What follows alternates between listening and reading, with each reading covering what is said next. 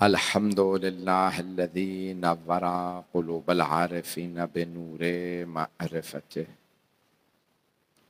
व असबता फ़आद अंबियाइही व औलियाइह बिक़ससिल अंबियाइ वल मुरसलीन व अकमला ईमानल मुस्लिमीन वल मुअमिनीन बिविलायति अली अमीरुल मुअमिनीन अलैहिस्सलाम।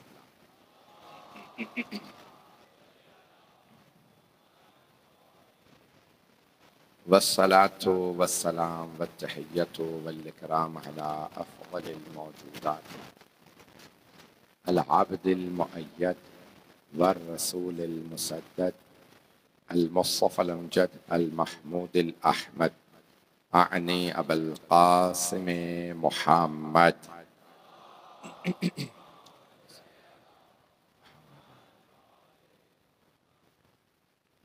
व अला रूहिही व नफ्सिही व सहरिही व वसिय्यिही सय्यदिल अत्क़ियाए वल अस्फ़िया मौलल मवाली इमामिल मुत्तक़ीन अली इब्न अबी तालिब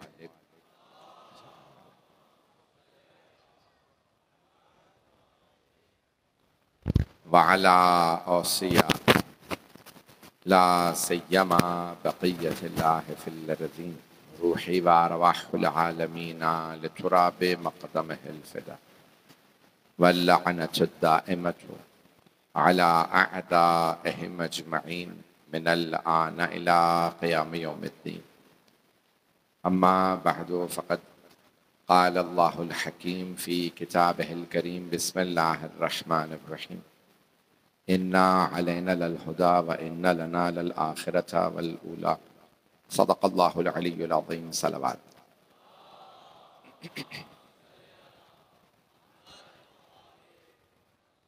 अज़ान गिरामी मजलिस बेउन्वान शहादत हज़रत इमाम हसन अस्करी अलैहिस्सलातु वस्सलाम बर्पा की गई। मैंने कुरान करीम की इन दो आयात का मुख्तसर सी आयात का इंतखाब किया जिसमें अल्लाह इरशाद फरमा रहा है इन्ना अलैना लल हुदा, बेशक हिदायत हम पे लाजिम है। अल्लाह फरमा रहा है हिदायत करना अल्लाह का काम है। इन्ना अलैना लल हुदा व इन्ना लना लल आखिरत वल ऊला, आखिरत और दुनिया हमारे ही पास है। दुनिया और आखिरत दोनों अल्लाह फरमा रहे हमारे पास है, हिदायत करना हमारा काम है। कई मर्तबा अल्लाह अपनी अजमत को बयान करने के लिए हम कहता है, तो अल्लाह ने फरमाया इन्ना अलैना लल हुदा, बेशक हिदायत हमारे हाथ में है। मैं पहुंचा नहीं पा रहा हूं। अल्लाह फरमा ये रहा है हिदायत करना हमारा काम है, हिदायत अल्लाह का काम है, बंदों का नहीं। हिदायत करना अल्लाह का काम है, अल्लाह हिदायत करेगा, इसका मतलब है अल्लाह हादी चुनेगा। इंतखाब अल्लाह के हाथ में है, अल्लाह जिसे हादी बरहक बनाए। जब हिदायत उसका काम तो हादी भेजना भी उसी का काम, वो हादी भेजेगा जिसे हादी भेजना है। हादी यानी हिदायत करने वाला, हादी अल्लाह भेजेगा। फिर अल्लाह कोई ना कोई शराइत तो रखेगा ना कि जब मैं हादी बना रहा हूं तो हादी बरहक में कोई शराइत होनी चाहिए। पहली शर्त अल्लाह रखेगा, जब अल्लाह की तरफ से हादी आ रहा है तो नंबर एक उसमें पहली शर्त ये होनी चाहिए वो इल्म लदुन्नी का मालिक हो। ये ना हो कि लोग पूछते फिरें बताइए हिदायत का है, वो औरों से पूछता फिरे, वो कहे मुझे खुद मालूम नहीं, इससे पूछ लेता हूँ, उससे ऐसा नहीं गिरामी जो दूसरों से पूछ के बताए वो हादी नहीं होता। हादी वो जिसका अल्लाह से वाबस्तगी हो, जो अल्लाह से राब्ते में हो, वो हादी बरहक है। अब मेरे जुमले पहुंच रहे जाने गिरामी, तो जाने गिरामी मैं जो जुमले पेश करना चाह रहा हूं, तो हादी बरहक अल्लाह की तरफ से आएगा। अल्लाह फरमा इन्ना अलैना लल हुदा, नंबर एक जब वो हादी चुनेगा तो हादी की कोई शराइत होगी। देखिए हम ही नुमाइंदा चुनते हैं तो इतनी शराइत सोचते हैं, ये हमारा नुमाइंदा है, पार्लियामेंट में जा रहा है तो ऐसा होना चाहिए, फला मकाम पे जाए, ये सफीर होगा पाकिस्तान का तो पाकिस्तान का वजीर आजम फैसला करेगा, सदर का फैसला होगा। जब हम हादी चुनते हैं तो इतना सोचते हैं, जब अल्लाह हादी बनाए तो वो इल्म लदुन्नी के मालिक को चुनेगा। नंबर दो वो कहेगा भाई इसका किरदार ऐसा हो कि कोई उंगली ना उठा सके। इसका मतलब है किरदार इतना पाक हो कि हादी बरहक मासूम होना चाहिए। मेरे जुमले पहुंच रहे हैं? हादी बरहक मासूम होना चाहिए। तो किरामी जो जुमले पेश करूं उस पर गौर कीजिएगा। 11वें इमाम अलैहिस्सलाम से मुतालिक मतलब पेश कर रहा हूं। अल्लाहुम्मा सल्ली अला मोहम्मद वाल।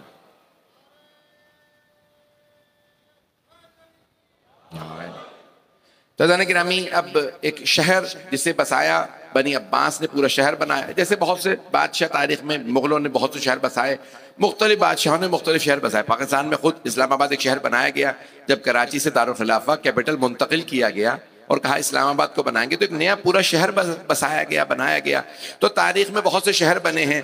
एक शहर बनाया बनी अब्बास ने, उसका नाम रखा सुर्रा मर्रा, जिसने देखा उसे सुरूर हुआ, क्योंकि दजला के किनारे था, दरिया के पास था, मौसम अच्छा था, शुमाल की तरफ था, इराक के खूबसूरत इलाका था, पहाड़ियां थी वहां पे। तो उन्होंने कहा भाई एक ऐसा खूबसूरत शहर बनाएंगे दरिया के बिल्कुल पास में, सुर्रा मर्रा, जो देखेगा उसे सुरूर होगा। उसी सुर्रा मर्रा से हो गया सामर्रा। अब समझ में आया ये सामर्रा कैसे सामर्रा बना। तो ये सुर्रा मर्रा उन्होंने नाम रखा इसका, जो भी देखेगा उसे सुरूर होगा, खूबसूरत शहर है। और वो उन्होंने वहीं पे एक फौजी छावनी बना दी और वहां पे अपनी आर्मी को रखा, फौज को रखा, ताकि हमेशा नजारत रहे। तो उन्होंने कहा अब हमने मजबूत शहर बना लिया, फौज बना ली, बड़े बड़े किले बनाए, मोटी दीवारों वाले, बहुत बड़े बड़े किले। और साथ में उन्होंने कहा कि भाई अब क्योंकि हम बस गए हैं, तो जिन जिन से हमारी हुकूमत को खतरा हो सकता है उन्हें यहीं लाके रखो, ताकि नजर रखी जा सके, उनकी जासूसी की जा सके। मेरे शायद जुमले पहुंच रहे हो। तो उन्होंने कहा भाई सबसे ज्यादा खतरा है हमें अहले बैत से, क्योंकि इनके चाहने वाले भी ज्यादा हैं, मानने वाले भी ज्यादा हैं, और मानने वाले हैं ऐसे कि जान दे दें।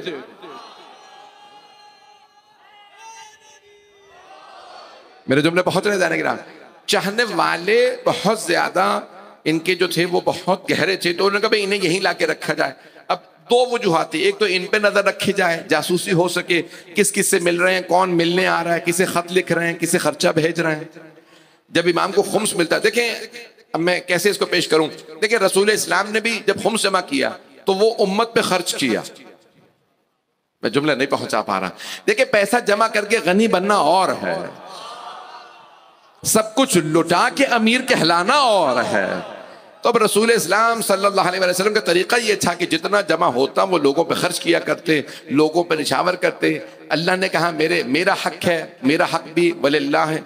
तो अब जो भी आप जमा करोगे उसका, उसमें से जो खुम्स निकालोगे वलिल्लाह है, उसमें अल्लाह का हिस्सा है, वले रसूल ही, रसूल का, वले ज़िल क़ुरबा, रसूल के क़राबतदारों का। इन तीन हिस्सों को कहा जाता है सहमे इमाम। अल्लाह का हिस्सा भी पैगंबर को जाएगा, अहले बैत का भी। फिर वो खुद देंगे कि अहले बैत कौन है, वो खुद ही देखेंगे ना। सबसे करीबी फातिमा है, फातिमा को दिया जाए फदक फातिमा। पता नहीं जुमले मेरे पहुंच रहे हैं नहीं है। तो अब रसूल इस्लाम खुद फैसला करते थे, और जनाब सैयदा को देना इसलिए भी वाक़े फदक का दीगर जायदादों का जरूरी था क्योंकि उनकी वालिदा की कुर्बानियां ज्यादा थी। उन्होंने अपनी सारे माल तिजारत को उम्मत पे कुर्बान किया था। तो अल्लाह ने कहा कि भाई उस कुर्बानी का बदला इस कुर्बानी के जरिए है, इनको ये सारी दौलत दे दी जाए। फिर अल्लाह भी जानता था जब इतना सैयदा को दे दूंगा तो सैयदा वो नहीं है कि जमा करके बैठ जाए, ये भी उम्मत पे खर्च करती रहेंगी। तो अब ये मेरे जुमले अगर पहुंच रहे हो, तो अब वो सारा निजाम इमाम के पास था। तो अब 11वें इमाम अलैहिस्सलाम के पास खुम्स आता, 10वें और 11वें इमाम दोनों का रौदा है सामर्रा में। मेरे जुमले पहुंच रहे हैं, मैं इनको मैं एक तमहीद बांध रहा हूं मैं ले जाने के लिए। तो जाने कि 10वें और 11वें इमाम अलैहिस्सलाम के पास एक उन्होंने क्या किया, वो जानते हैं आगे गैबत आने वाली है। देखिए ना, इमाम का इल्म हमारे जैसा नहीं है, हमें यही नहीं पता कल क्या होने वाला है। पता नहीं मेरे जुमले पहुंच रहे नहीं। भाई मैंने अपने ऊपर रख के कहा, मैंने किसी और पे नहीं कहा। मैंने कहा कि दूसरे हुक्मरान ऐसे थे, मैंने किसी के मुतालिक बात, मैं तो अपनी बात कर रहा हूं। हम ऐसे हैं, हमें नहीं पता कल क्या होने वाला है, लेकिन इमाम ऐसे नहीं है, उन्हें मालूम है गैबत शुरू होने वाली है।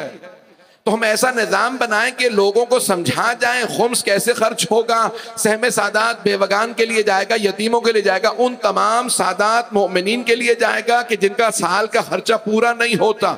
इमाम ने खुद तकसीम करके वकला के जरिए समझा दिया। दौलत पे साम बन के ना बैठना, दूसरों को खिलाते रहना।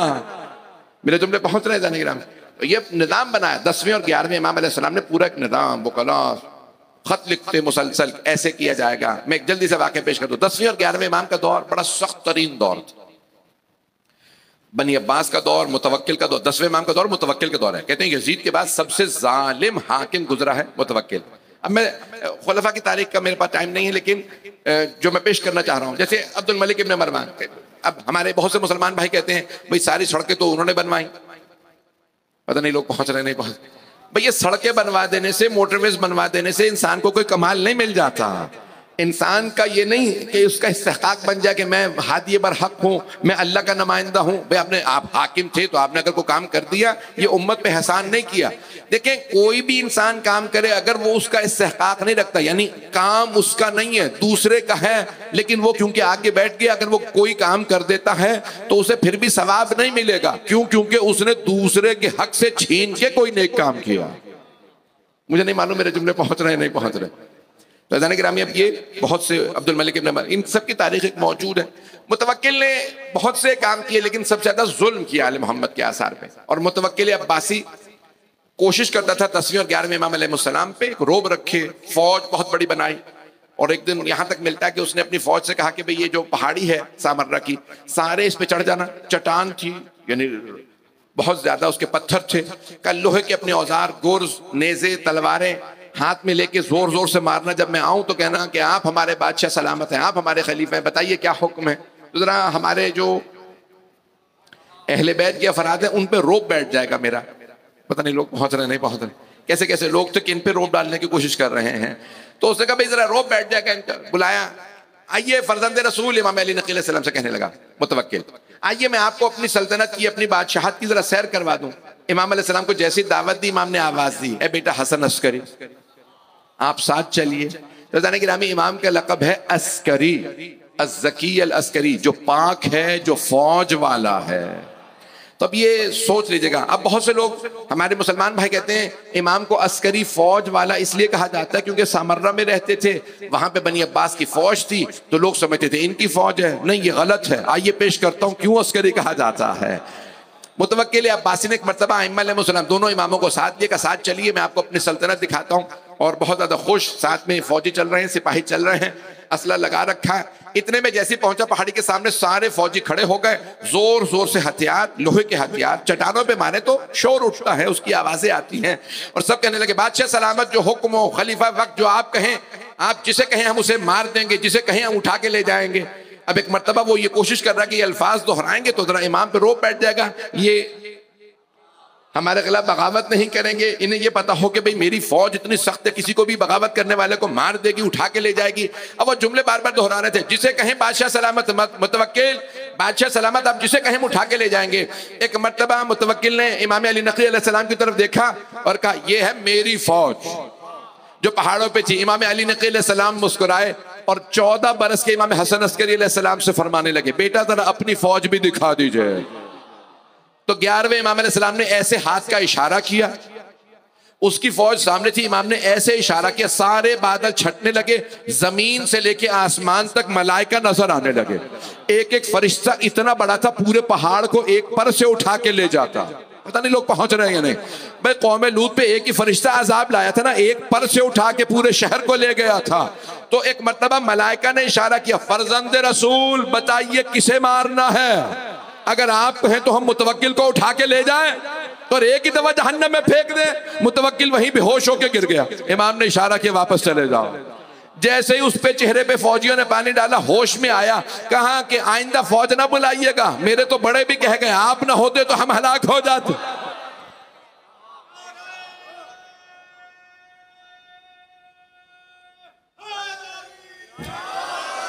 तवज्जो फरमा रहे हैं।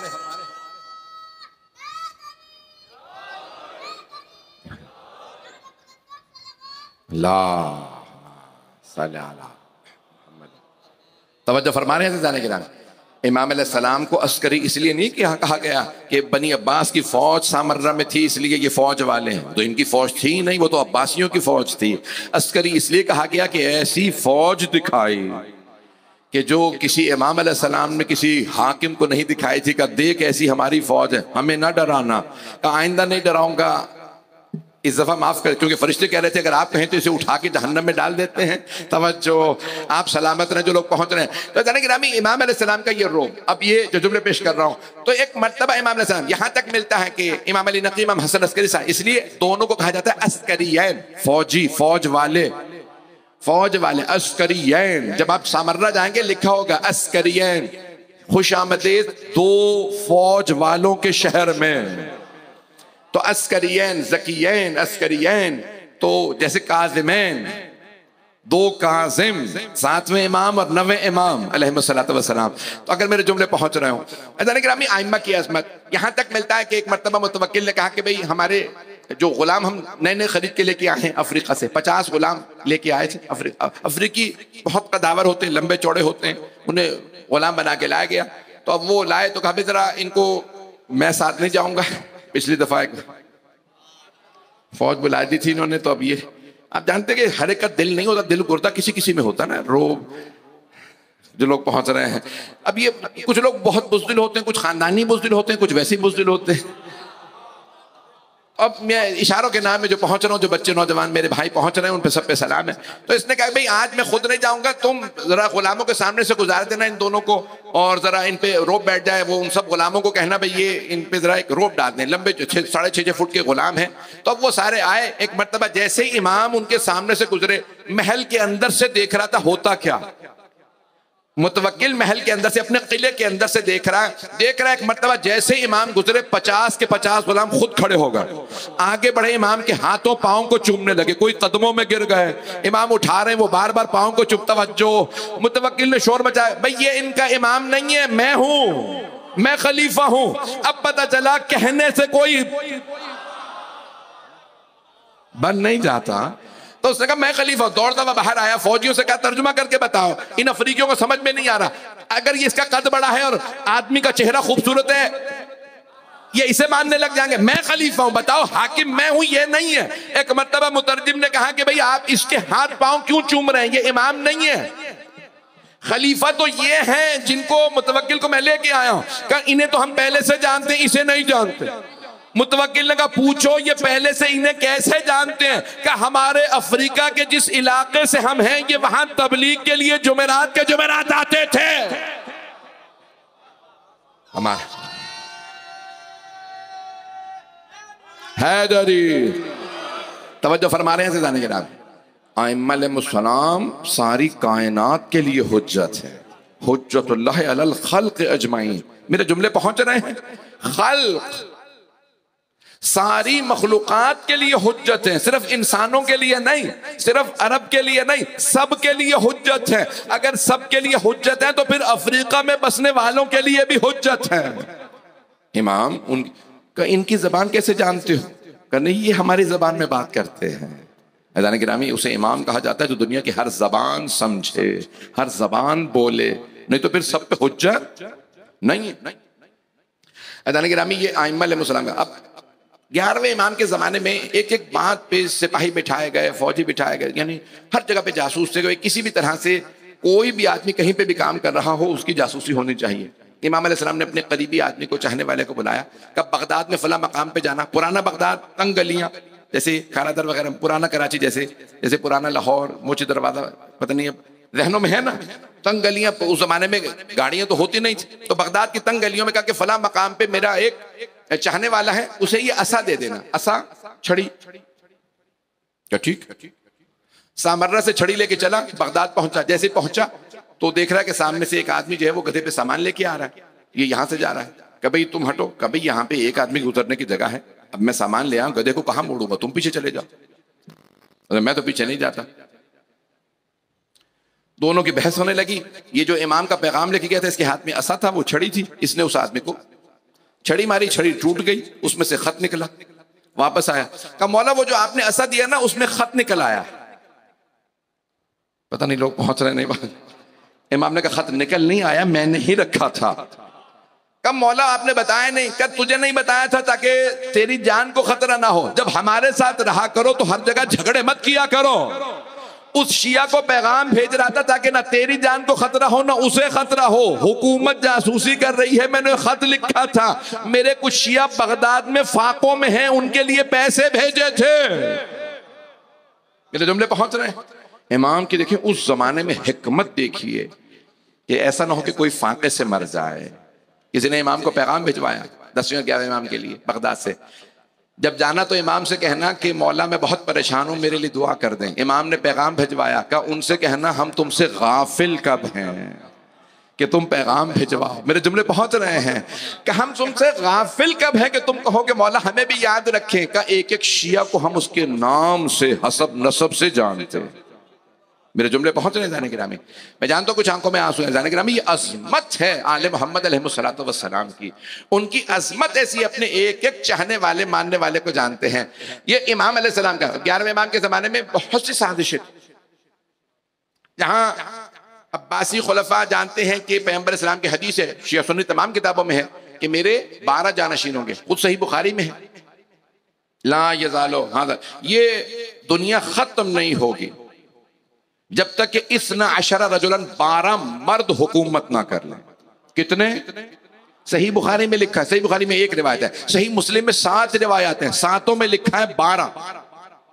एक में है 12 अमीर, एक में है 12 मर्द, 5 में है 12 खलीफा। आप लोग तो परेशान होकर सुन रहे हैं। तो सही बुखारी में लिखा है इस्ना अशरा रजुलन, 12 मर्द। अब देखिए, मैं मर्द को समझाने के लिए कोई वजाहत तो करूंगा नहीं। पहला मर्द मैं दिखा देता हूं, 11 आप तलाश कर लें। पहला मर्द देखना है तो खैबर में चलिए। पैगंबर ने फरमाया लअतियन्न रायत गदन रजुलन कर्रारन, कल मैं अलम उसको दूंगा जो मर्द होगा, कर्रार होगा, गैर फर्रार होगा। तो सही बुखारी में इस्ना अशरा रजुलन, 12 मर्द हुकुम। तवज्जो, तो वहां 12 का लफ्ज आया है और 12वां, और गदीर के खुतबे में है अव्वलहुम अली व आखिरुहुम महदी, उनमें पहले अली है और आखिरी इमाम मेहदी अलैहिस्सलाम। पैगंबर इस्लाम ने बताया, अब सबको पता था कि भाई मेरा 12वां लाल कौन होगा। अब 119 रिवायात हैं हमारे भाइयों की किताबों में, शिया नहीं, हमारे यहाँ तो हजारों के हिसाब से हैं। हमारे भाइयों की किताबों में 119 रिवायात है अल महदी मिन वुल्द फातिमा, कि मेहदी फातिमा की नस्ल से होंगे। मेरे जुमले पहुंच रहे हैं नहीं पहुंच रहे? 12वें इमाम। अब क्या करेंगे? ये हदीस शिया सुन्नी हर किताब में तकरीबन जो भी 12वें इमाम से मुताल्लिक कुछ भी लिखा है तो ये हदीस जरूर लिखी है। हदीस में अल्फाज ये हैं कि पूरी दुनिया जुल्म और जौर से भर जाएगी।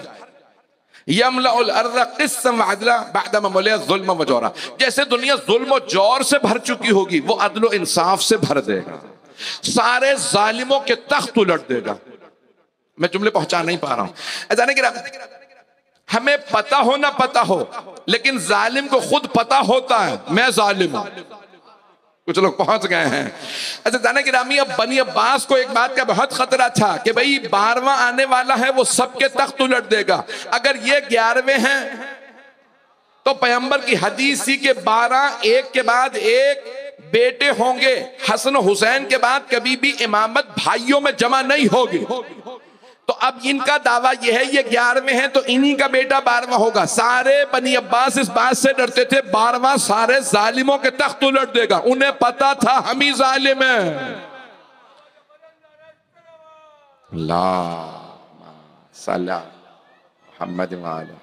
तवज्जो फरमा रहे हैं। तो अब ये सब जानते थे। सरकार खतीब मरतबत ने फरमाया कि मेरा 12वां लाल सारे जालिमों के तख्त उलट देगा। अब 11वें इमाम की 3 जिम्मेदारियां हो गई थी। 12वें का तारुफ नहीं पहुंचा पाया। देखें क्या हो रहा था कि बहुत से बनी अब्बास बार बार क्या कर रहे थे, अपने बच्चों के नाम मेहदी रख देते थे। कहते थे देखो पैगंबर ने फरमाया था 12वां हाकिम होगा, मैं खलीफा हूं तो मेरा बेटा हाकिम होगा, यही वो 12वां है। अब 12वें इमाम 11वें इमाम की जिम्मेदारी थी 12वें का तारुफ करवाएं ताकि कोई धोखा ना खाए, किसी अब्बासी को मेहदी ना समझ ले।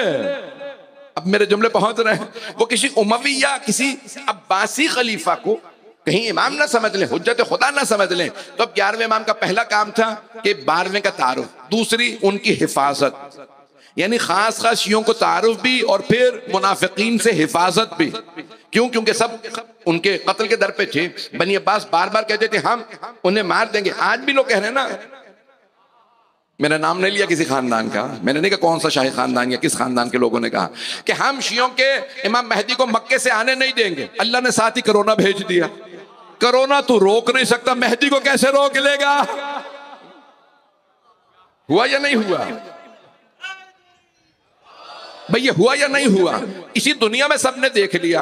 वो देखिए मैं जुमले पेश कर रहा हूँ अज़ीज़ान गिरामी, मैं जानता हूँ मैं सख्त जुमले कह रहा हूँ क्योंकि बाज़ औक़ात जब पूरा मजमा साथ नहीं देता तो फिर मैं सख्त जुमले कह देता हूँ। वो फ़िरऔन कहाँ गया? वो कहता था मैं मूसा को पैदा नहीं होने दूंगा, बच्चे मार दूंगा मूसा उन्हीं बच्चों में। अल्लाह ने कहा मूसा पैदा भी होगा, तेरे महल में परवान चढ़ेगा, तू ना रोक सकेगा, वो तुझे मार भी देगा। क्या कहता था फिरौन? कुरान उठा के देखिए, रजुलुन महीन, ये पतला दुबला आदमी, ये मुझे मारेगा, तुम्हें नहीं पता मैं फिरौन, इतनी बड़ी मेरी फौज। अल्लाह ने जनाब मूसा, रिवायात में है ना कि बहुत पतले दुबले थे, रजुलुन महीन, बहुत पतले दुबले, तवज्जो। वो कहता था ये पतला दुबला आदमी जो तोतला बोलता है, ये तुम्हें मरवा देगा मेरे हाथों, इतने मैंने बच्चे मारे, तुम सबको मार दूंगा, इसकी बातों में ना आना। तवज्जो, अल्लाह ने कहा मूसा डट जाइए, कुछ नहीं बिगाड़ सकेगा। गिरामी, ये अल्लाह का उसूल है, अल्लाह के फैसले हैं। तो इमाम हसन अस्करी अलैहिस्सलाम का पहला काम क्या था? 12वें का तारुफ। मैं जल्दी जल्दी पेश कर रहा हूं। नंबर 2, दूसरा काम उनकी हिफाजत, मुनाफिकीनों कुफ्फार से उन्हें बचाना, तवज्जो। तीसरा काम अपने शियों के लिए निजाम बना के जाना, ताकि जब गैबत आए तो ये गुमराह ना हो जाए। गैबत के दौरान शिया मुत्तसिल रहें, जुड़े रहें। 1200 साल, 1250 साल से हमें कोई अकीदा इमामत और विलायत से हिला नहीं सका। जब 1200 साल में तुम हमें इमामत से नहीं हटा सके, जबकि इमाम गैबत में है, अब तो इमाम के आने के दिन है, अब कैसे हटा दोगे? दौर, ये दौर डरने का दौर नहीं है, ये खौफ का दौर नहीं है, सर उठा के जीने का दौर है। जहां पे अब बहुत से लोग कहते हैं कि नहीं, अब नहीं है, डरने का दौर नहीं है। ये बड़े बड़े सख्त तरीन दौर गुजरे हैं, जहां पे हम डर के रहते थे, जहां तक़िया का दौर था।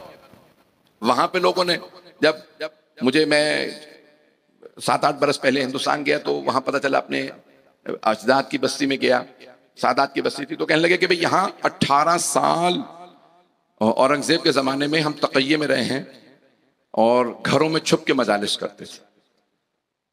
औरंगजेब गया, फिर दोबारा आजादी आजाद हो गई। कितने पाबंदियां लगाने वाले इसी बर्र सगीर पाक व हिंद में आए, वो मर गए, आजादारी जिंदा है। पता नहीं लोग हैं या नहीं। ये आज के क्यों नहीं समझते लोग कि आजादारी पे पाबंदी लगाने से ये रुकती नहीं है, ये स्प्रिंग के मानंद है, जितना जोर से दबाओगे उतना ज्यादा उछलता। आजादारी रुकने वाली नहीं है। मेरे जुमले पहुंच रहे हैं। ये 11वें इमाम अलैहिस्सलाम का जो दौर था, वो तशय्युक की आमादगी का दौर था। गैबत के लिए तैयारी करवा रहे हैं इमाम अलैहिस्सलाम। अज़ान गिरामी, यहाँ तक कि कुछ बगदाद से मोमिनीन आए, खुम्स लेके आए 11वें इमाम की खिदमत में। इमाम अलैहिस्सलाम कहते हैं कि जैसे वो लोग पहुंचे तो उनमें से एक आदमी को देखा, वो बगदाद से नियत करके आया था, मैं पूछूंगा, मुझे मिलवाइए 12वें इमाम से अगर वो हैं और आप कहते हैं। तो इमाम अलैहिस्सलाम ने कहा, आज तुम्हारे खुम्स का हिसाब मैं नहीं करूंगा, तुम्हारे 12वें इमाम करेंगे। मेरी एक मरतबा रूह तड़पने लगी, क्या इतने सवालात लेके आया था, कि हुजरे में चले जाओ, वहां तुम्हारे इमाम इंतजार में है। क्या देखा एक बच्चा है अमाम अबा कबा के साथ बैठा, पता नहीं लोग पहुंच रहे नहीं। क्या बच्चा अमाम अबा कबा के साथ, चेहरे पे नूर है, बैठे। इमाम अलैहिस्सलाम ने कहा ये खुम्स इतना है, इसको यहाँ रख दो। तो कहा कि नहीं मौला, सिक्के इतने। मौला ने कहा नहीं, जो मैंने कहा उतने ही सिक्के हैं। पता नहीं मेरे जुमले पहुंचे या नहीं। क्या ये अशरफियां सोने चांदी के सिक्के जितने मैंने बताए उतने ही। क्या कि इमाम ने कहा गिनो, ताकि तुम्हें अपने इमाम के ऊपर यकीन हो जाए। उसने एक मरतबा निकाले, गिनना शुरू की, हाथ पांव कांपने लगे। कहा मौला गिने नहीं जा रहे, हाथ चल नहीं रहे हैं मेरे। इमाम ने कहा इत्मीनान से, अब दोबारा गिन। जब उसने गिने तो कहा मौला जो आपने बताए थे उतने ही सिक्के हैं। इमाम ने कहा इमाम पे शक ना करना। इमाम अलैहिस्सलाम का मकाम क्या, 12वें इमाम अलैहिस्सलाम का तारुफ करवा गया, फिर उनकी हिफाजत भी रखी। अब क्या किया अब्बासियों ने, टाइम है अभी मेरे पास, थोड़ी देर और चलेंगे। अब अब्बासियों ने ये जो आज हरम है ना, हरम तो बहुत वसी हो गया, जो पुराना हरम, अब कैसे पेश करूं उसको, जो सामर्रा जाएगा ना, तो जहां पे सहन के अंदर हरम है और एक सहन है, यानी चारों तरफ सहन है और बीच में हरम है, और एक तरफ सरदाब है। सरदाब सारा नहीं, एक जो कमरा पुराना जहां अजरी लेके, बस इतना कमरा। ये घर था 10वें इमाम अलैहिस्सलाम का, जहां पे 11वें इमाम को मिरास में मिला, और दोनों इमामों की वहीं पे कब्रें, जनाबे इमाम अली नकी, इमाम हसन अस्करी, हजरत नरजिस खातून, हजरत हकीमा खातून, ये इमाम के घर के सहन में कब्रें बनाई गई थी। ये इमाम का अपना घर था। अब इमाम के घर के चारों तरफ जासूस रहते थे, सुबह शाम जासूसी कर रहे हैं, कौन कौन मिलने आ रहा है। अगर किसी बच्चे के रोने की आवाज आए तो पहली फुर्सत में हमें रिपोर्ट कर देना। मुझे नहीं मालूम मेरे जुमले पहुंच रहे हैं कि नहीं। क्यों बच्चा रोएगा, इसका मतलब है कि 12वां आ गया। इन्हें नहीं पता इस घर में रोने वाले ऐसे नहीं आते। जो बच्चे आते हैं वो काबे में भी आए तो रोते हुए नहीं आते, बोलते हुए आते हैं। बहुत ज्यादा खुल के नहीं पढ़ सकता हूं, तवज्जो फरमा रहे हैं। गिरामी, अब वो मुसलसल जासूसों को वहां बिठाए रखते हैं। 11वें इमाम के घर में आना जाना रखो, कोई ना कोई दरवाजे पे दस्तक दे देता, आपको कोई सब्जी तो नहीं चाहिए, मैं सब्जी फरोश हूं। ये नहीं कहता मैं जासूस।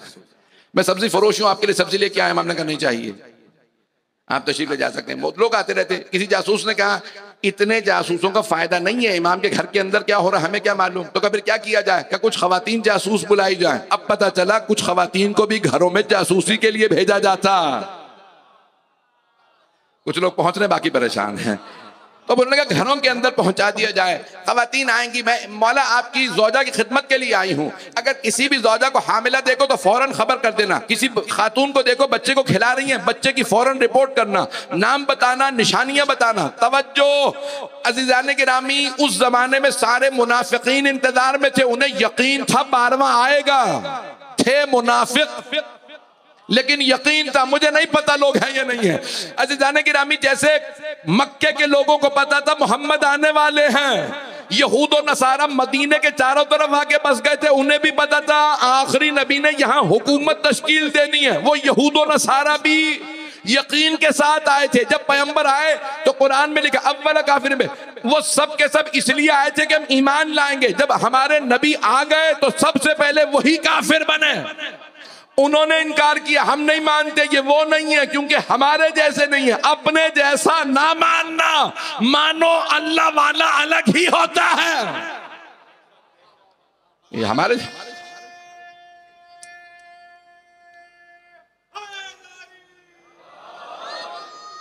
टाइम है ना।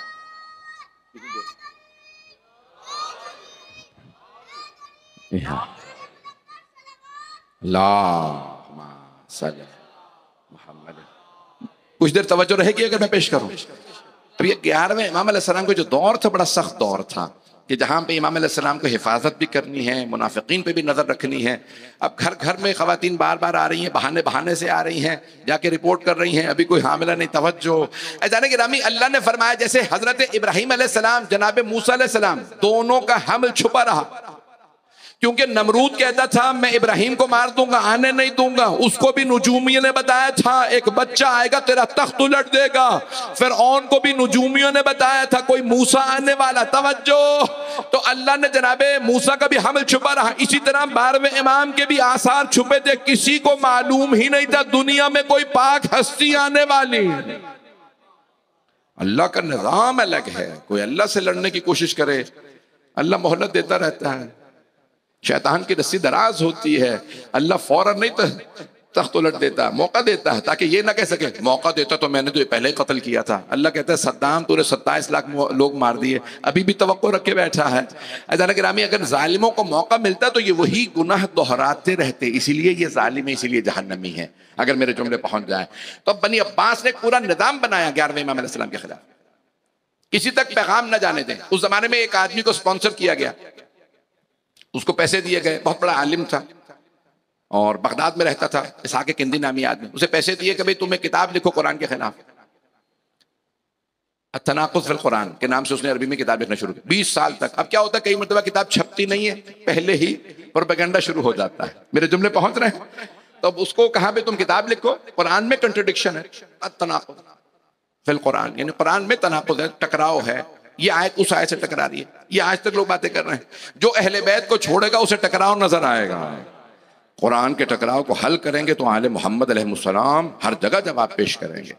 तफसील में नहीं जा रहा है। गिरामी, एक मर्तबा एक मौला का चाहने वाला एक शागिर्द आया, कहा मौला वो आदमी बगदाद में किताब लिख रहा है, आप जवाब क्यों नहीं लिखते? मौला ने कहा देख जवाब तू दे। कहा मौला मैं तो इतना पढ़ा लिखा ही नहीं हूं। मौला ने कहा तू नहीं पढ़ा लिखा, मैं तुझे समझाऊंगा, मैं समझाऊंगा, तुम जवाब दे देना। कहा मौला जैसा आप हुक्म करेंगे। कहा उससे करीब हो जा। कहा मौला करीब हो जाऊं, वो तो आपका दुश्मन है, कुरान का दुश्मन है, अहले बैत का दुश्मन।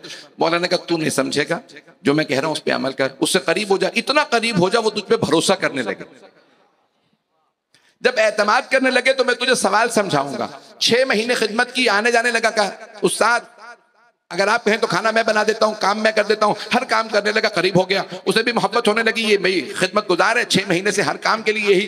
कहा मौला मैं बहुत करीब हो गया हूँ, घर में भी जाने लगा हूँ, सफाई सुथराई भी मैं ही करता हूँ। इमाम ने कहा बस उससे एक सवाल, बड़े इत्मीनान से जब सुकून में बैठा हो ना और कोई पास ना हो, उससे एक सवाल कर ले। सवाल को गौर से सुनिएगा, मौला का सवाल है, इस एक सवाल ने सारी की सारी साजिशों को बातिल कर दिया है।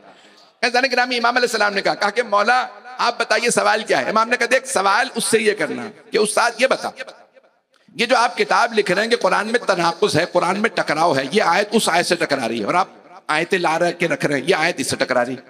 तो क्या आपने कुरान को वैसा समझ लिया है जैसा अल्लाह ने नाजिल किया? कुछ लोग पहुंच गए इमाम के सवाल पे, सारा मजमा नहीं है। क्या आप वैसा समझे हैं जैसा अल्लाह ने नाजिल किया कि आपको समझ आए कि ये टकराव? अब ये तो तफसील में नहीं, तो वहां पे इमाम उसने शागिर्द ने कहा बस इतना सही सवाल है मौला। मौलाना ने कहा चलें ठीक है, आप कहते हैं मैं पूछ लूंगा। मौलाना ने कहा तू नहीं समझेगा, वो समझ जाएगा। कुछ लोग पहुंच गए, उससे कहना ये सवाल है। करीब हुआ एक दिन उसके लिए कुछ जो भी उसने खाना वगैरह बनाया रखा, तो वो बैठा हुआ था सुकून से, साके किंदी पूछा उस्ताद एक सवाल था मेरे जहन में। कहा क्या सवाल है? बड़े सुकून से सुन रहा था। कहा जब मौलाना ने कहा जब सुकून से बैठो सवाल कर लेना। कहा ये बताइए ये जो आप लिख रहे हैं ना कुरान में तजाद है, तनाकुज़ है, टकराव है, कंट्रडिक्शन है, तो क्या आप कुरान को वैसा समझ गए जैसा अल्लाह ने नाजिल किया? वो खाते खाते रुक गया, उसने लुकमा रखा, सोचता रहा। कहा तुझे ये सवाल किसने भेजा? तवज्जो, शागिर्द से पूछा भाई तुझे सवाल किसने भेजा? का सवाल मेरे अपने जहन की इजाद है। का मैं उस्ताद हूं, 20 साल में मेरे जहन में सवाल नहीं आया, तू मुझे धोखा दे रहा, तेरे जहन की इजाद है। जब मुझे ही समझ नहीं आया, अभी अभी मुझे समझ में आया कि सवाल मेरी 20 साल की सारी तहकीक इस एक सवाल ने जाया कर दी। बता सवाल किसका? का ये सवाल इमाम हसन अस्करी ने सामर्रा से मुझे बताया था। एक मर्तबा उसने वो अपनी किताब पकड़ी, कुएं में छलांग लगा दी, लोगों ने निकाला, का क्या किया? का किताब सारी बह गई। उस जमाने में स्याही से लिखते थे, अभी आज के बच्चे नहीं समझेंगे, टाइपिंग नहीं होती थी, हाथ से स्याही दवात होती थी, उससे लिखा जाता था, सारी किताब जाया हो गई। क्या तुमने खुदकुशी की कोशिश क्यों की? का मेरे 20 साल की तहकीक एक सवाल ने जाया कर दी। जब मैं समझा ही नहीं कि अल्लाह ने नाजिल क्या किया तो तजाद कैसा?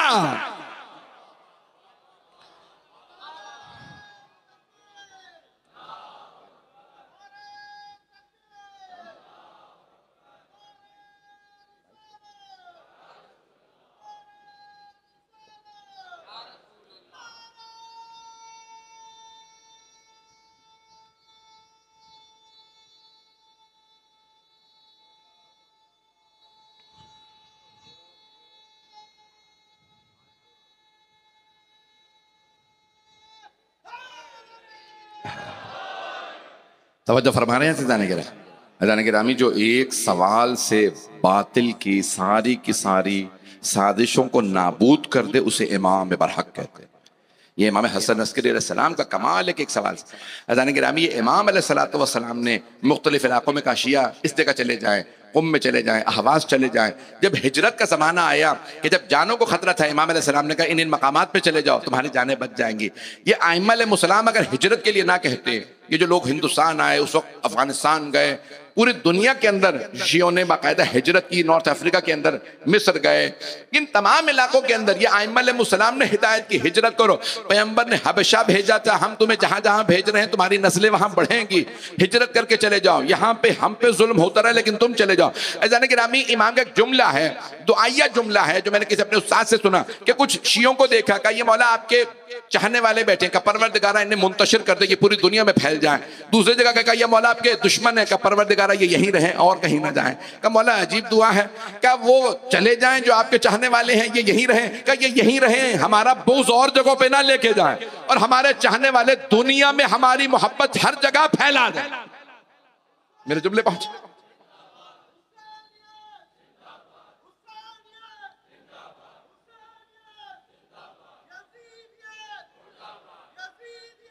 मुर्दाबा।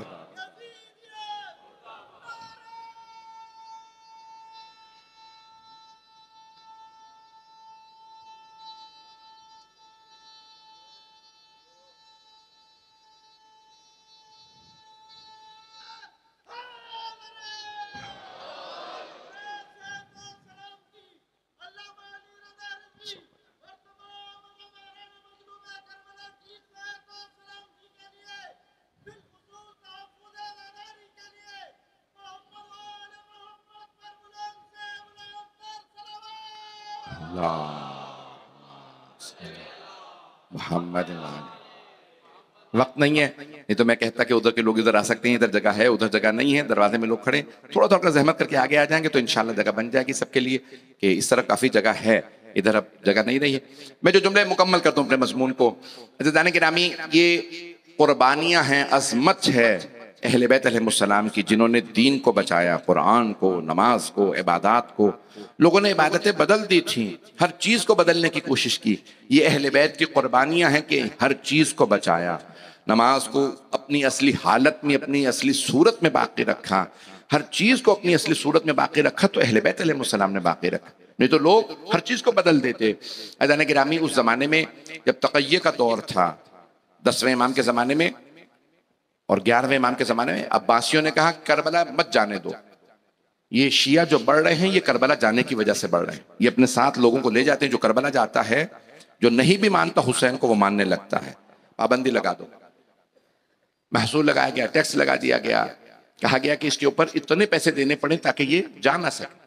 आज भी तो हो रहा है ना कि कोई अगर बाहर रोड जाए तो मैंने इतना खर्चा देना पड़ेगा। अज़ीज़ान गिरामी, आज़ादारी रुकने वाली नहीं है। ये आखिरी जुमले सुन लीजिए बस। 10वें और 11वें इमाम के जमाने में अब्बासियों ने कहा नहीं, जो जाएगा करबला, भाई मुल्क आजाद है, हम इस मुल्क के रहने वाले नहीं, जो पुले बगदाद है उसके ऊपर पहरे बिठा दो, जो जाएगा उससे कहो कि पैसे दो। गरीब लोग जा नहीं पाते थे, कुछ अपने मकान बेचते, कुछ जमीन बेचते चले जाते, जायरीन कम हो गए, वो खुश हुए। जब फिर भी जायर जा रहे हैं, जो आते हैं वो फिर बताते हैं लोगों को करबला है, कि जो नक्शे को बताते हैं, मसाइब बताते हैं, लोग शिया होते हैं। यहां तक कि उसने कहा कि जो करबला जाए उसका एक हाथ काट दो। ठीक है, जायर कम हो गए थे, लेकिन खुदा की कसम फिर भी जायर जाते थे, जायरीन फिर भी करबला जाते थे। यहां तक लिखा है उन्होंने कि खातून से, बूढ़ी खातून से कहा सिपाहियों ने अब्बासियों के, कि ऐ बुढ़िया, नहीं जानती कि हम हाथ काटते हैं जो ज़ियारत पे जाता है? उसने कहा जानती हूँ। कहा जानती हो? कहा हाँ। हाथ कटवाओगी? हाँ हाथ कटवाऊंगा। उसने अपना उल्टा हाथ सामने रखा, मेरा हाथ काट दो। कहा नहीं, हम सीधा हाथ काटते हैं। कहा सीधा हाथ तो तुमने पिछले साल काट दिया था, यानी 1 साल हाथ कटवा चुकी, फिर दूसरे साल दोबारा ज़ियारत पे आई। कहा हुसैन के लिए अगर मेरे 2 से ज्यादा हाथ होते, सारे हाथ कटवा देती। ज़ायरीन बहुत कम रह गए थे, कितनी पाबंदियां लगाई गई। मुतवक्किल अब्बासी मलऊन ने यहां तक किया कि कब्र का निशान मिटा दो इमाम हुसैन, जैसे जन्नतुल बकी में किया गया ना, अभी तो फिर भी निशान बना दिए गए ना, लेकिन शुरू में जन्नतुल बकी में बिल्कुल उसे जमीन को हमवार कर दिया गया था, निशान मिटा दिए। जरी नहीं थी, गुंबद नहीं था, जैसे गुंबद है, कुछ नहीं था, कब्रों के निशान बने हुए थे। उसने सब कुछ निकाला और कहा कब्रों को हमवार कर दो ताकि कोई जायर ना आए। लोगों ने इमाम अली नक़ी सलाम से पूछा, मौला हम करबला जाते हैं। कहा इस साल जब जाओगे ना तो एक बेरी का दरख्त वहां पे उगेगा, जिस तरफ वो झुक जाए समझ लेना वहां पर सरे मुक़द्दस है मौला का, मेरे जद हुसैन का।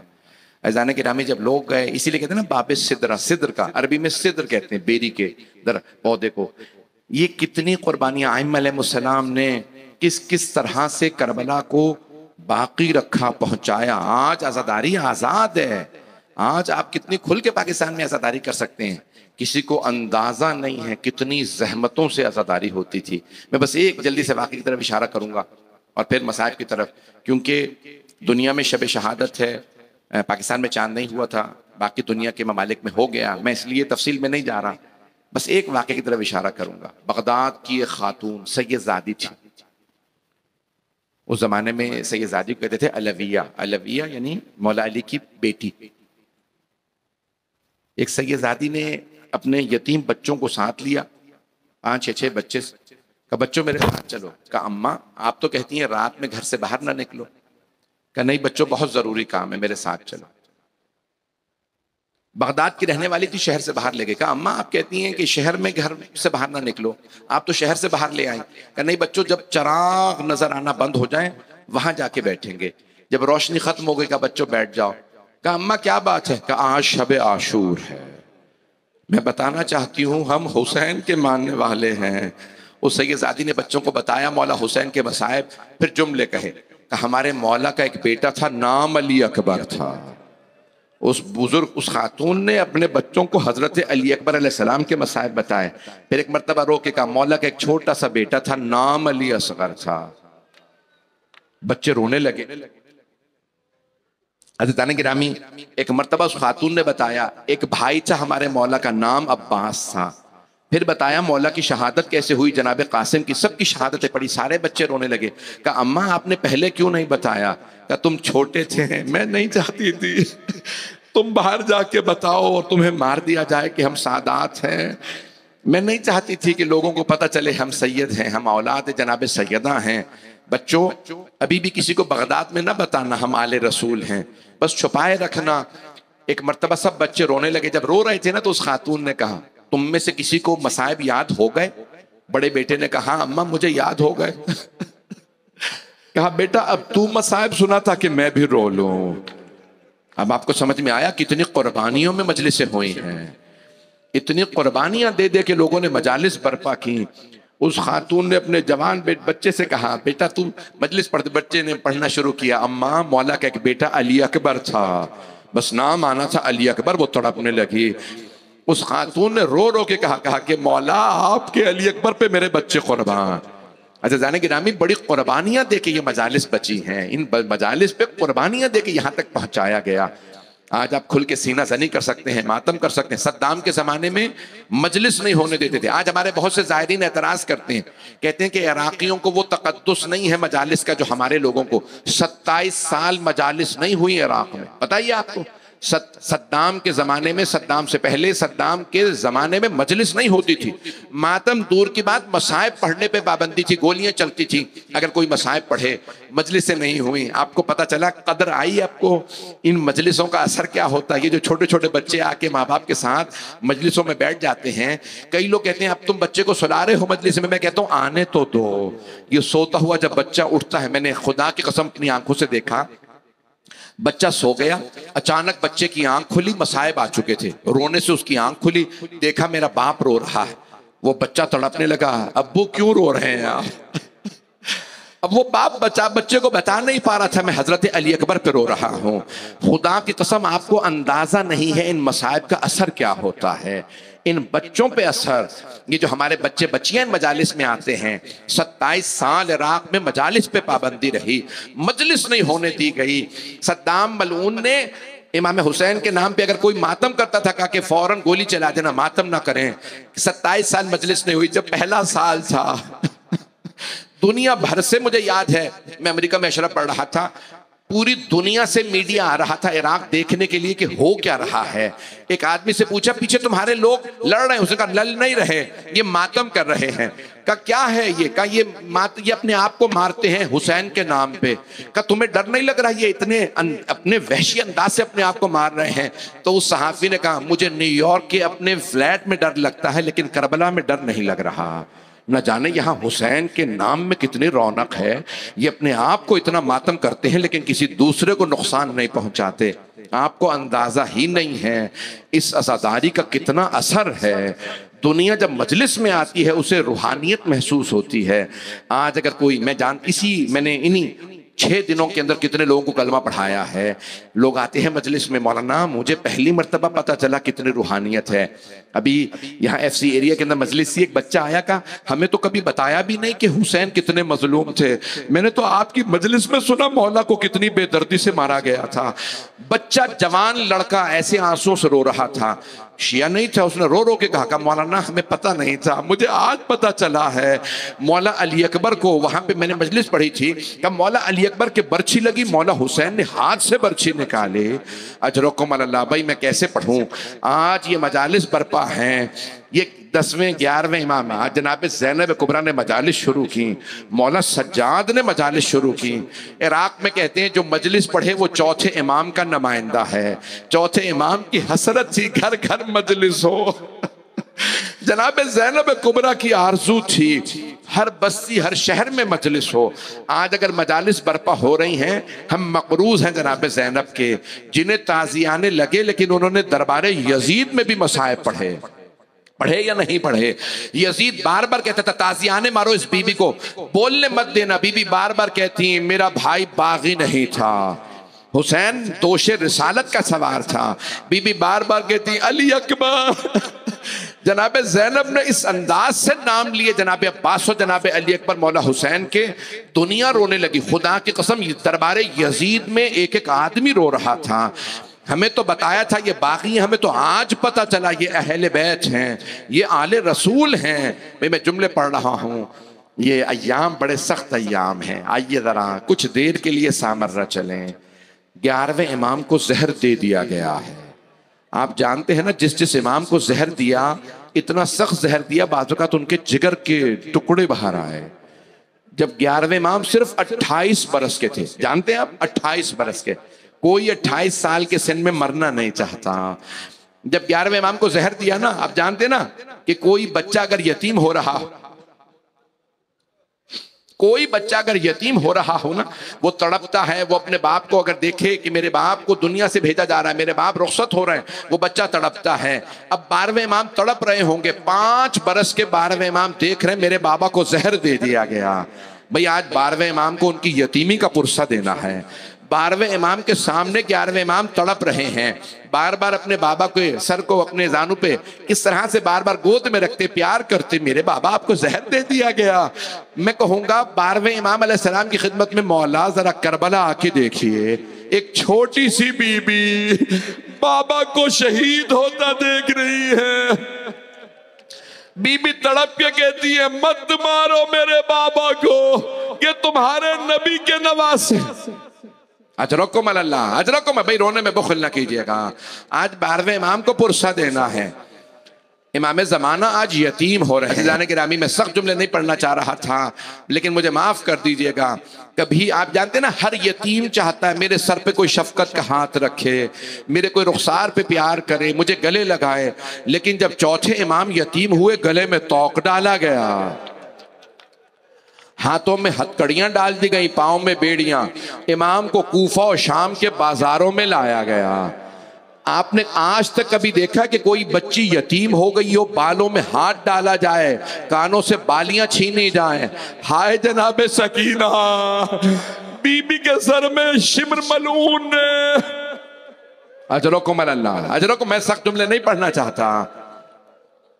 अजरकुम अल्लाह। भाई आज पता नहीं अजीब और गरीब तबीयत हो रही है, दिल कर रहा है खुद बैठ के रोता चला जाऊं, लेकिन अगर रोऊं तो पढ़ूं कैसे? भाई अजरकुम अल्लाह। भाई आज भाई मैं मुकम्मल कर रहा हूं, 2 जुमलों की जहमत दूंगा, मेरे भाई फिर उसके बाद नुहा पेश करेंगे। अजीजाने गिरामी, मैं सबसे दरख्वास्त करूंगा कुछ देर के लिए सामर्रा चलिए। मैं जुमले पेश करूंगा आपसे। जनाब ज़ैनब जब बैठ के नमाज पढ़ रही थी ना तहज्जुद की, तो मौला सज्जाद ने पूछा था फूफी अम्मा, मैंने आज तक कभी आपको बैठ के तहज्जुद पढ़ते नहीं देखा। जनाब ज़ैनब के आंसू बहने लगे। बेटा सज्जाद, खाना इतना कम था, मैंने बच्चों को खिला दिया, मुझे इतनी कमजोरी हो रही है, मुझसे खड़ा नहीं हुआ जा रहा, मेरी टांगों में दम नहीं रहा। मौला का पूछना इसलिए था कि दुनिया को पता चले मेरी फुफ्फी की क्या हालत है। मेरे जुमले पहुंच रहे हैं? मैं कैसे पढ़ूं ये जुमले, मुझे माफ कीजिएगा। अजरकुम अल्लाह। जब जनाबे ज़ैनब बैठ के तहज्जुद पढ़ रही थी ना, तो मौला सज्जाद तड़प रहे थे, मेरी फुफ्फी बैठ के तहज्जुद पढ़ रही है। जब 11वें इमाम बैठ के नमाज पढ़ रहे थे, पूछा किसी शिया ने मौला क्या बात है? का मेरा जिगर घुल गया है, इन्होंने ऐसा जहर दिया मेरे अंदर के आज़ा टूटने लगे हैं। अजरकुम अल्लाह। भाई जब कोई बुलंद आवाज से रोता है ना, जब कोई हाय करता है, यकीन माने मेरे दिल से दुआ निकलती है। ये जुमले हैं ना जनाबे सकीना बिनतुल हुसैन के, कि जब बीबियां मजलिस में आई तो जनाबे सकीना ने पूछा फूफी अम्मा ये रोने वाले कौन हैं? का ये आपके बाबा के चाहने वाले हैं। का फूफी अम्मा मैं कसम खा के कहती हूँ, अगर ये करबला में होते ना, मेरे अली असगर भाई को तीर ना लगता, मेरे भैया अली अकबर के बर्छी ना लगती। फूफी अम्मा मैं अपनी दादी ज़हरा से इनकी शफाअत करूंगी, मैं कहूंगी दादी अम्मा ये मेरे बाबा पे जी भर के रोते हैं, बुलंद आवाज से गिरिया करते हैं। अजरकुम अल्लाह। भाई चौथे इमाम के जख्मों पे मरहम है ये आंसू। जब आप बुलंद आवाज से जब कोई हाय कहता है ना, तो हमेशा का हाय, जब ये हाय आप कहते हैं, जनाब ज़ैनब कहती है हाँ ये करबला में रो आए आप सब की तरफ से आखिरी मजालिस हैं, जनाब ज़ैनब को 2 जुमले कह दूं, बीबी मैं इन तमाम रोने वालों की तरफ से कसम खा के कहता हूं, अगर ये करबला में होते आपके भाई को तलवा खंजर से शिमर ज़िबा न कर सकता। बीबी अगर हमारी बच्चियां करबला में होती अपनी चादरें आपको दे देती। अजरकुम अल्लाह। अजरकुम। भाई मैं उसे पढ़ा नहीं जा रहा, आखिरी जुमले सुन लीजिए। 2 मिनट की जहमत, में 1 घंटा पढ़ना नहीं चाह रहा था, मैं मुख्तसर करना चाह रहा था। 2 मिनट की जहमत दूंगा। आखिरी शबे हैं। जानते हैं क्या किया 12वें इमाम ने? कहा मैं खुद गुस्लो कफन दूंगा। 5 या 6 बरस के हैं 12वें इमाम। बड़ा एहतमाम किया, मौला ने खुद गुस्ल दिया, कफन दिया। खुदा की कसम हमारे यहाँ रिवायात में है, इमाम ज़माना ने खुद जनाजा पढ़ाया। चचा जब खड़े हुए ना जाफर का, चचा जान हट जाइए, मेरा हक बनता है मैं जनाजा पढ़ाऊं।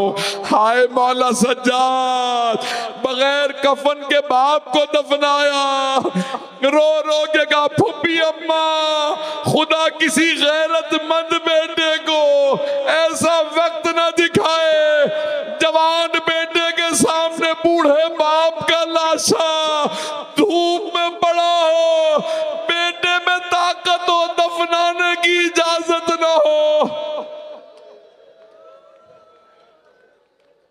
अला लअनतुल्लाह अलल कौमिज़्ज़ालिमीन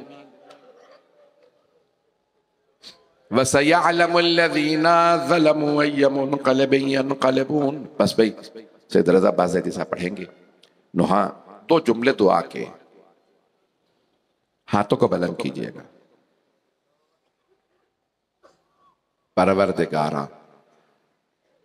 तुझे वास्ता इमाम हसन अस्करी की जवानी का।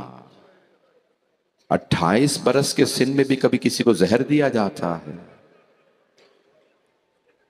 इमाम ज़माना की यतीमी का वास्ता।